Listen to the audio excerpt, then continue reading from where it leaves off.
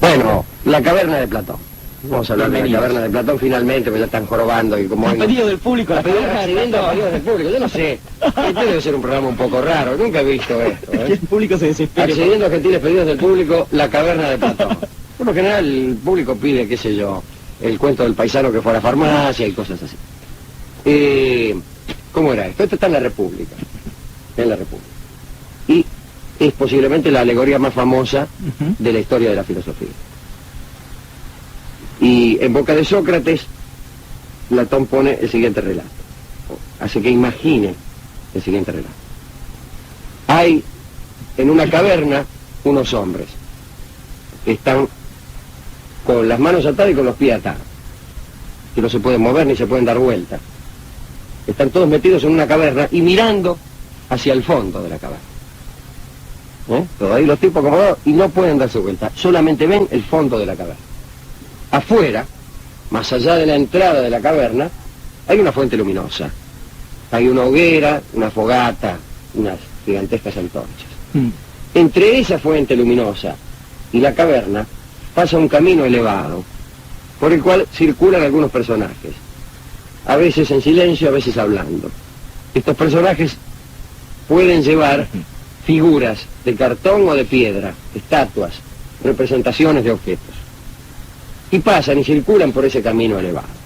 De suerte tal que al pasar estas personas delante de la fuente luminosa que alumbra el fondo de la caverna, proyectan sombras en el fondo de la caverna, que es lo que ven los hombres que están encadenados mirando hacia el fondo. Llega hasta ellos a veces también el eco de sus palabras, decíamos. Algunas veces hablan los que pasan por el camino y llega también el sonido de sus palabras, pero deformado por el eco de la caverna. Y dice Sócrates, si alguno de estos desdichados que están en la caverna mirando solamente sombras que se proyectan sobre el fondo, que después de todo constituyen el único contacto que tienen estos hombres con la realidad, no ven otra cosa que sombras proyectadas sobre el fondo de la caverna, y como no han visto otra cosa piensan que esa es la realidad. Y Sócrates dice, si alguno pudiera salir y viera la fuente luminosa, y viera ese camino, y viera las figuras reales que en realidad proyectan sombras, pues al principio no podría creerlo.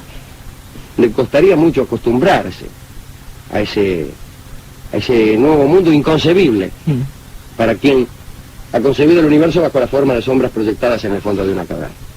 Y tardaría mucho en hacerse a la idea de que durante toda su vida no estuvo viendo otra cosa que sombras, y que realmente esta es la realidad. Pero al volver ocurrirían dos fenómenos. El primero, la incredulidad de los ocupantes de la caverna al saber que lo que están viendo no es la realidad.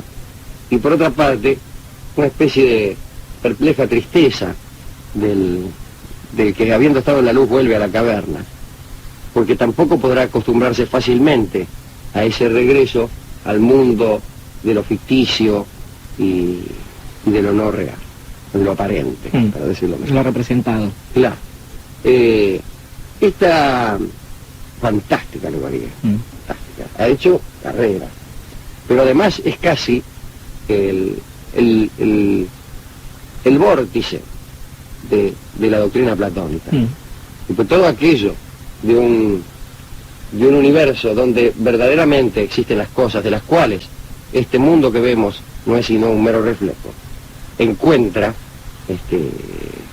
una versión poética y clarísima en esta alegoría de la caverna. Si quisiéramos ponernos un poco imitadores de los estilos, diríamos que con una voz rasposa, la caverna de Platón prefigura de alguna forma, digo, la forma de percibir la realidad que nos han mostrado los medios masivos de comunicación. La historia de la CNN ahora con la guerra del Golfo y todo eso nos hicieron poner de manifiesto una forma todavía exacerbada de esa maravillosa idea platónica, ¿no? Es verdad, y nosotros el otro día en el programa de televisión comparamos los medios de comunicación con un espejo que distorsiona, en donde uno se ve como realmente no es.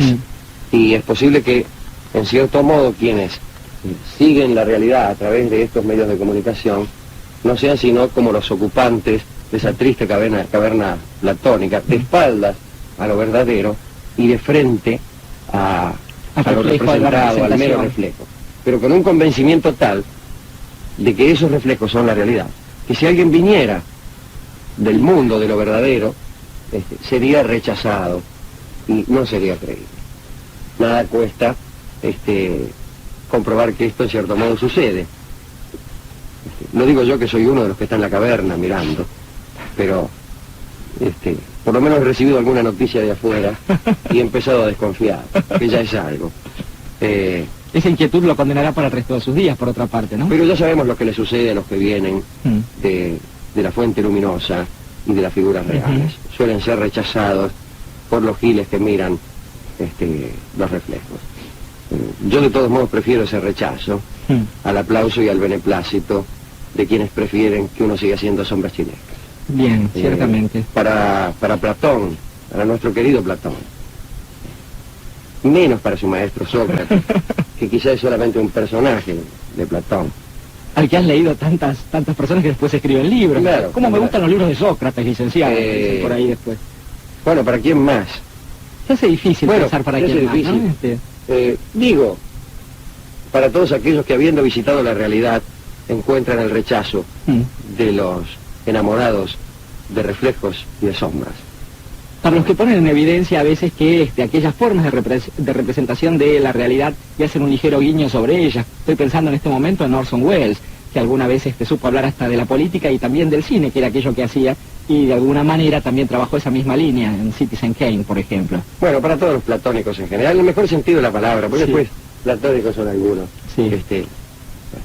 Pero, ¿qué les podemos dedicar? Y bueno, vamos a dedicarle un tango que canta un cantor que diseñó los reflejos proyectados en el fondo de la caverna y prefirió visitar con mucho dolor y a un costo muy grande las regiones de la verdad, y que a quien durante largo tiempo le fue prohibida la entrada en la caverna. Va a cantar para todos nosotros Domingo del Carril. Bueno, un poco de pastillas de Garcilaso para descongorizar el ambiente. Sí, haría falta en este momento. Un hermoso tango, cantado por Hugo del Carril. Toca el piano su autor, el autor del tango, Joaquín Mora, y Cayetano Puglisi toca el violín.